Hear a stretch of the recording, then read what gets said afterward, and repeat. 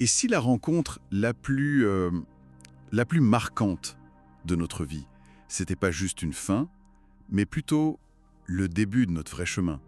C'est une question assez forte, je trouve, qui revient souvent quand on explore ce sujet. Et l'idée qui ressort, elle est assez fascinante en fait. Est-ce qu'une âme sœur pourrait être la gardienne de notre but dans la vie, de notre destin, quoi?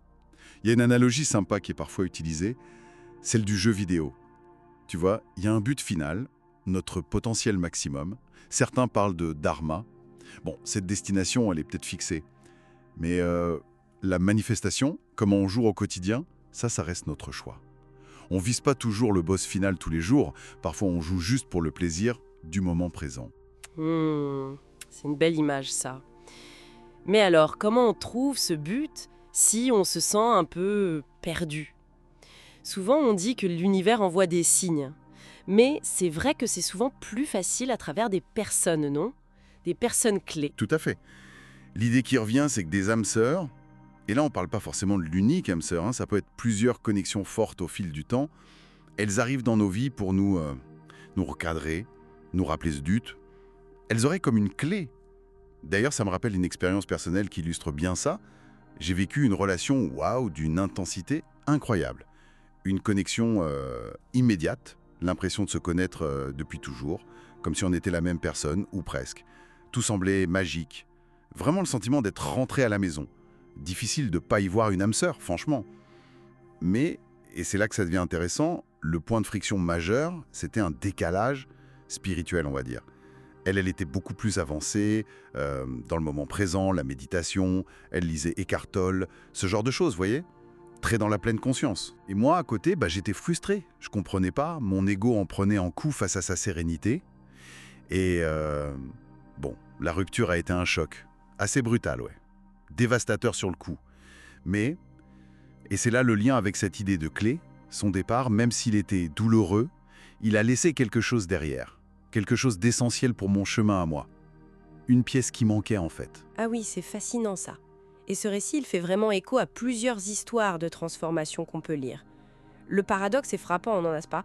La personne qui semble être la bonne, la connexion idéale, eh bien parfois il faut qu'elle parte pour que notre propre voie, peut-être une voie avec un impact différent, plus large, puisse s'ouvrir. Ce n'est pas un échec en fait, c'est une redirection. Exactement. Beaucoup de courants insistent là-dessus. Voir les difficultés relationnelles comme des leçons. Une phrase qui revient souvent, c'est « tout arrive pour une raison divine ». Et ça souligne l'importance de rester conscient, d'observer ce qui se passe, sans forcément juger. Il faut parfois dépasser la blessure de l'ego pour voir le cadeau caché, même dans une séparation. C'est ça. Et ça ouvre la perspective sur ce que sont ces âmes sœurs. Ce ne sont pas toujours des relations amoureuses, en fait. Parfois, c'est une connexion brève, très intense, juste le temps de nous donner l'élan nécessaire pour passer au niveau supérieur, pour reprendre l'image du jeu vidéo. On a l'impression à travers tout ça que l'univers utilise souvent les relations humaines comme un canal privilégié pour communiquer avec nous.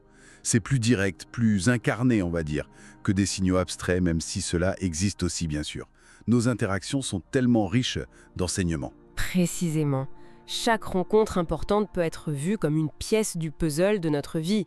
Et si on adopte cette posture d'observateur attentif, attentif aux dynamiques, aux défis, aux fameuses clés laissées, consciemment ou pas, eh bien les indices s'assemblent et le chemin devient petit à petit plus clair. Donc, pour en revenir à notre question de départ, oui, on dirait bien qu'une connexion profonde, type âme-sœur, peut vraiment detenir une clé de notre destin.